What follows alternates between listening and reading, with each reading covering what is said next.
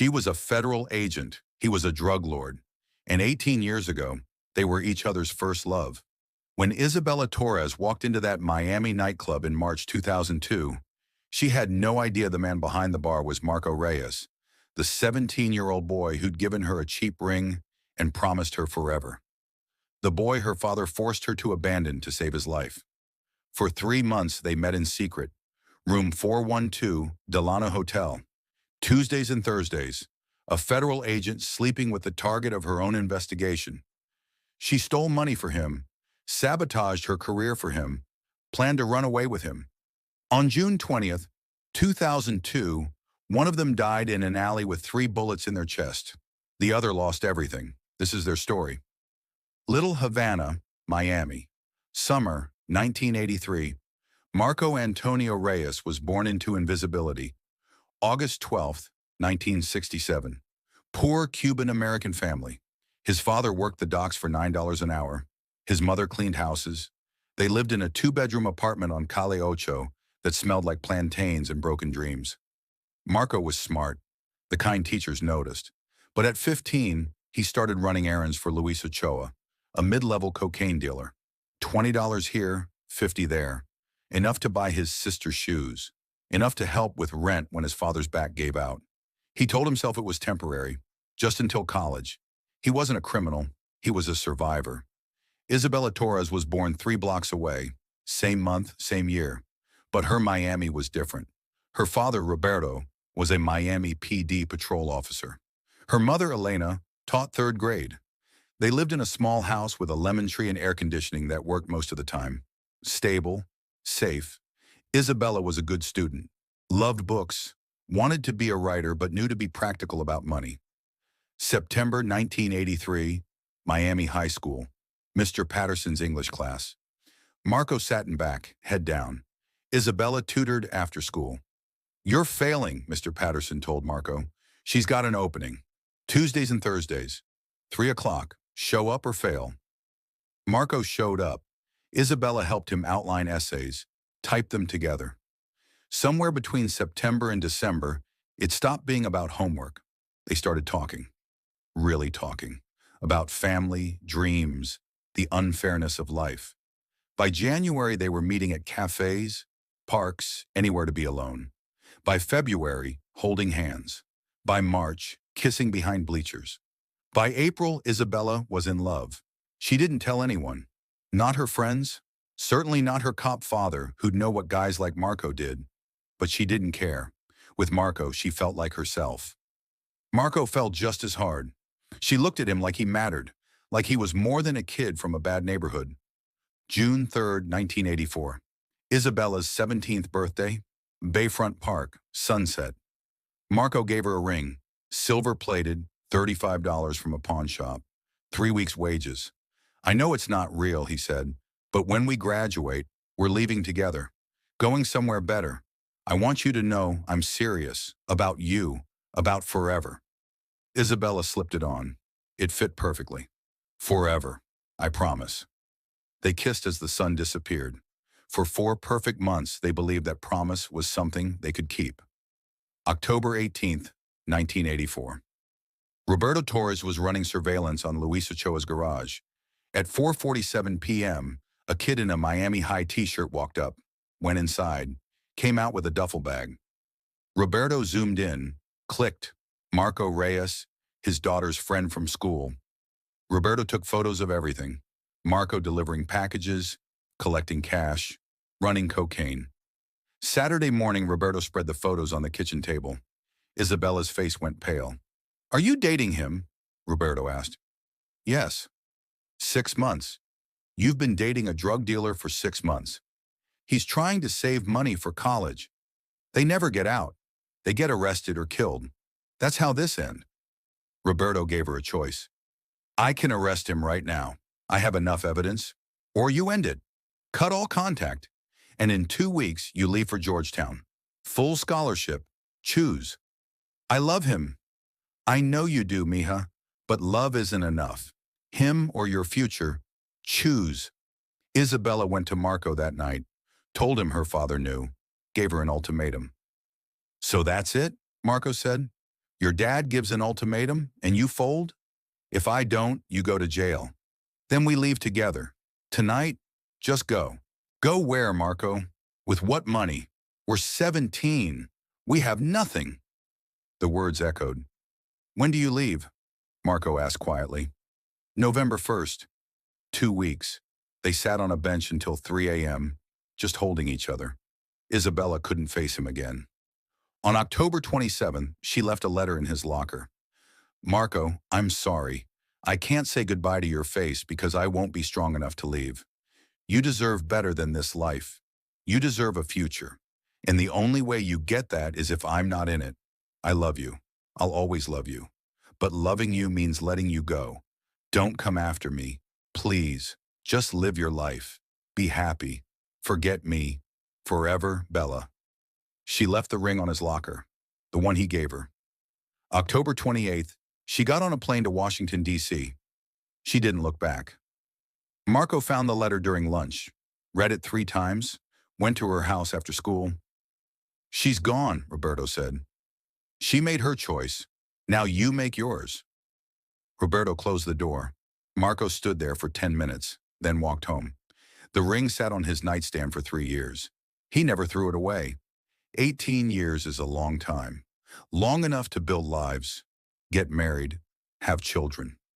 Long enough to become completely different people. Long enough to almost forget. Almost. After Isabella left, Marco dropped out 3 months before graduation. Went to work for Luis Ochoa full-time. By 1989, Luis was in prison and Marco ran the operation. 22 years old, running a multi-million-dollar cocaine network. In 1991, he opened Neon Nights, South Beach, a money laundering front that became something more, a space where people could forget their problems. By 1994, he was a millionaire, and still empty. He met Sofia Gutierrez at a business meeting. 26, beautiful, daughter of Javier Gutierrez, a major Colombian cocaine supplier, a strategic alliance. They married in April 1995. Daughter Daniela born August 1996. Son Miguel in March 1999. Marco loved his children fiercely, was a good father, but a terrible husband. He and Sofia were strangers, polite, functional, dead inside. By 2000, Marco was desperate to get out. Started planning, skimming money, building offshore accounts, a 2-year exit strategy. By June 2002, he was almost ready. One more big deal. June 20th, $10 million, enough to disappear forever. He had no idea that in 3 months, the woman who ruined him at 17 would walk back into his life. Georgetown was everything promised. Isabella threw herself into school, but every night she dreamed about Marco. By freshman year's end, she'd stopped crying. By junior year, she'd almost convinced herself she was over him. Almost. She graduated 1988. Columbia Law School, passed the bar, joined the DEA in 1993 to fight the thing that took Marco from her. She met David Chen in 1996. Senior agent, 12 years older, calm, steady, kind. Everything Marco wasn't. They married April 1997. Daughter Emma born October 1999. Isabella loved Emma, but always felt disconnected, like watching her own life from a distance. By early 2002, she was second in command of a major task force, had everything she was supposed to want, and felt nothing. Until March 2002, when the DEA assigned her to Miami.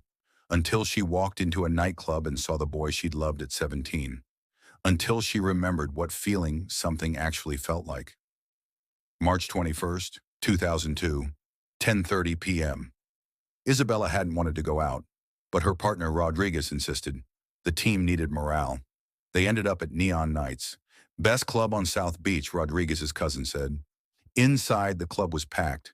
Music pounding, lights flashing. Isabella nursed a vodka soda feeling out of place.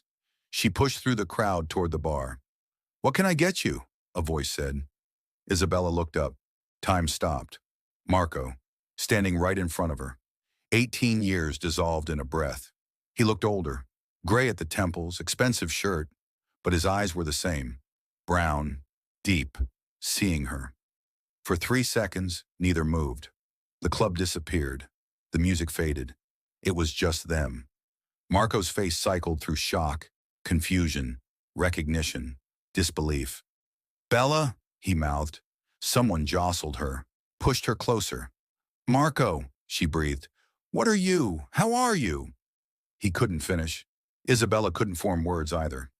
"You're in Miami," Marco said. "For work, a few months. You're DEA." Not a question. "How did you know?" "I looked you up, years ago. Wanted to know if you were okay." "You work here?" Marco glanced around. "I own this place, and 2 others." Isabella felt the floor tilt. She was investigating South Beach nightclubs, and Marco owned clubs. "I need to go," she said suddenly. "Bella, wait."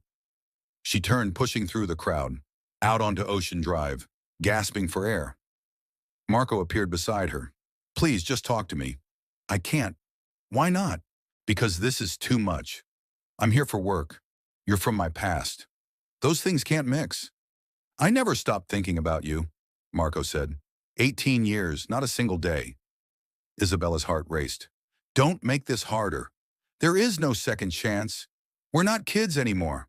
We have lives, families." "Then tell me, let's catch up. Like adults." "We can't." "Why not?"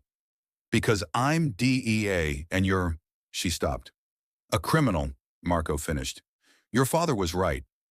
He walked back inside, left Isabella trembling, feeling like her life had just been detonated. At 1:47 a.m., Isabella's phone buzzed. Unknown number. "It's me," Marco's voice. "I need to see you." She knew she should say no. "One conversation. That's it. There's a park on Key Biscayne, Bayfront, where we used to—" "I remember. 9 p.m. tomorrow." They met, talked for 3 hours, about their lives, their marriages, their children, the 18 years apart. "Did you ever think about me?" Marco asked. "Every day," Isabella whispered. They met every day for 2 weeks. Coffee, lunch, walks on the beach, late-night phone calls. March 26th.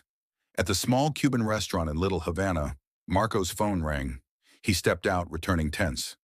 Isabella watched his body language change, aggressive, arguing with someone. When he returned, she asked what kind of business he did. Marco was quiet for a long time. "I move product through my clubs. Cocaine. I launder money. I work with people who would kill me if I tried to leave." Isabella stood to leave, but 3 days later she called him. "I'm still here. I don't know why, but I am." April 1st.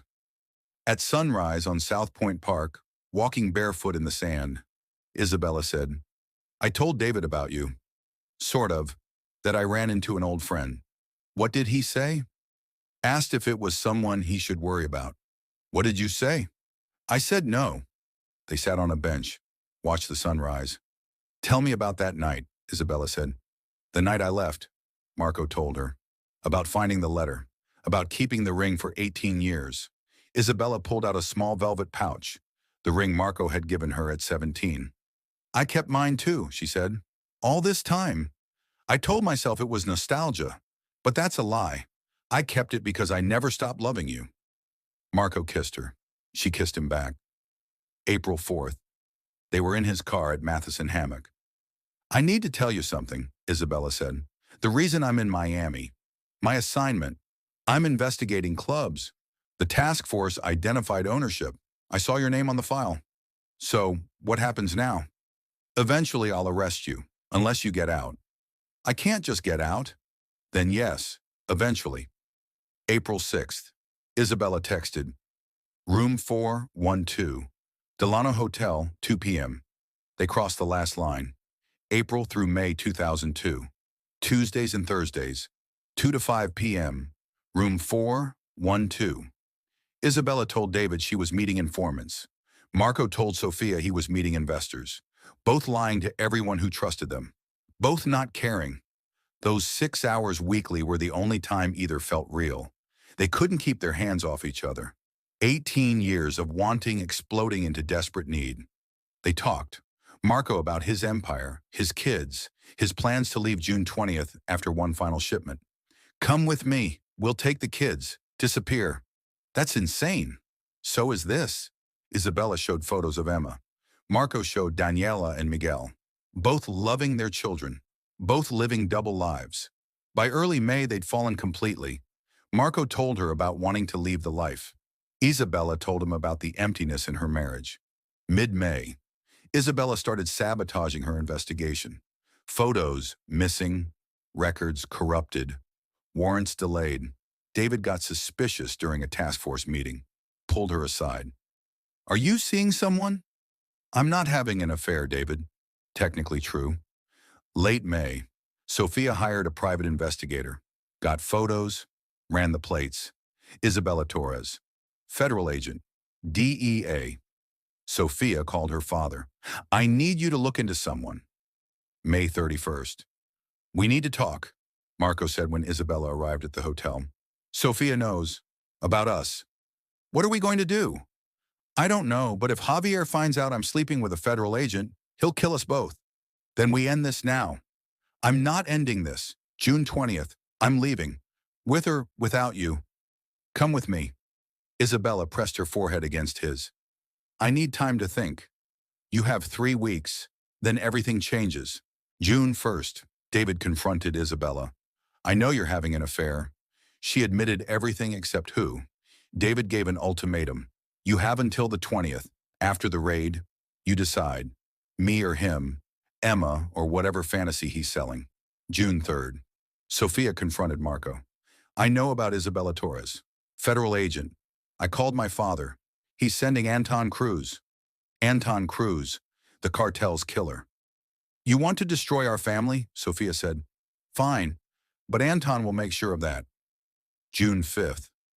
Marco called Isabella. Sophia told her father, he's sending someone to kill us both. The night of the 20th. Then don't do the deal. I need the money. Without it, we have nothing.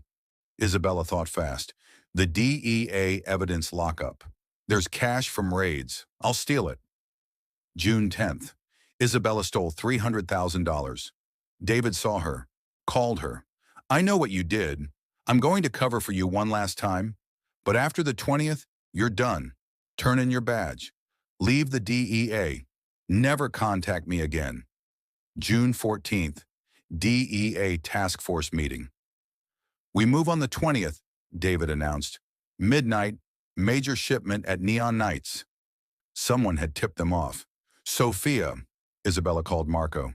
The DEA knows. Then we stick to the plan. I do the deal fast, before the raid. Meet you at the marina. June 17th. Anton Cruz arrived in Miami. June 18th. Sophia took the children to her mother's. June 19th. One day before everything fell apart. Isabella called Marco. I'm scared. Me too, but we're going to make it. If we survive this, I'm never letting you go again. Then I'll see you tomorrow. Midnight. Boat slip 47, June 20th, 2002, 11 a.m. Isabella packed, cash, fake passports, photos. She wrote a letter to Emma apologizing. Couldn't mail it yet. 2 p.m. Marco received a call. Unknown voice. I can help you. Anton Cruz is coming for you, but I can give you the shipment early. Meet me at Pier 19, 10 p.m. 6 p.m. Isabella met Marco at a coffee shop. It's a trap. Maybe, but it's my only shot. I can't do this without you. Midnight. Boat slip 47. If I'm not there by 12:30, go without me. 9:30 p.m. Isabella waited at the marina. Loaded the boat. David texted, I know where you are. Don't do this. She replied, I'm doing what I should have done 18 years ago. 10 p.m. Marco arrived at Pier 19. Empty warehouse. A spotlight clicked on. Javier Gutierrez stepped into the light. Sophia's father. Surprised to see me? There are no miracles, Marco. Only traps. Lights revealed 6 armed men surrounding him. You don't do the deal. You stay in Miami. Stay married to my daughter. Keep running my operation, or you die. Marco thought about Isabella waiting. About Emma, Daniela, Miguel. I need time to think. 60 seconds. 50 seconds. Marco thought about being 17, watching Isabella leave. 30 seconds. Room 412. Feeling alive. 20 seconds. The life they could have. No, Marco said. I'm leaving. With Isabella. Tonight. Then you're a dead man, Javier called Anton. He refused. Proceed with the plan. What plan? The one where Anton is at Dinner Key Marina. Boat slip 47. Where your girlfriend waits. Please, let her go. She's a threat. We eliminate threats. Javier nodded. His men raised guns. Fire. 10:17 p.m. Gunshots echoed. Marco collapsed. Blood pooling. With his last strength, he pulled out his phone. Called Isabella. At the marina, Isabella answered. Marco? Labored breathing. A voice. This is Javier Gutierrez, the man who just killed your boyfriend. Isabella heard Marco gasping. Dying. Marco! He's got 3 minutes left. Anton Cruz is on his way to you now. You have 10 minutes. Run. The line went dead. Isabella saw headlights. Black SUV. Anton. She started the boat, but the mooring line was still attached. Anton ran down the dock, raised his gun, fired. Isabella cut the line. The boat shot forward. Anton's bullet hit where she'd been.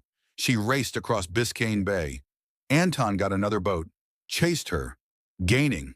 Her phone rang. David, I've got a tactical team coming. Get to the Coast Guard station. Behind her, Anton pulled alongside, raised his gun. Isabella threw the duffel bag overboard. All the money gone. Anton aimed. A shot rang out. Not from Anton, from a DEA helicopter. Sniper hit Anton's shoulder. Isabella Torres, stop your boat. You are under arrest. Isabella looked at the black water. It would be easy. Just step over. Sink. Be with Marco. Think about Emma, David's voice. Emma, her daughter who deserved a mother.